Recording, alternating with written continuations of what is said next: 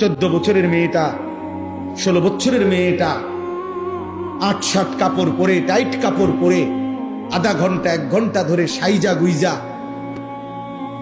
আপনার মেয়েটা আপনার ঘর থেকে বের হয় প্রতিনিয়ত। আপনি বুঝেন না এই অসভ্য মেয়ে কারে দেখাইবার জন্য 1 ঘন্টা লাগাইয়া সাজলো, আর এই অসভ্য মেয়ে রাস্তার কারে দেখাবে? আমনে বাপ বোঝেন না? আমনে ললিপপ খান, আমনে বইয়া সিরা সাবান, আমনে সিরা সাবান, আপনি বুঝেন না?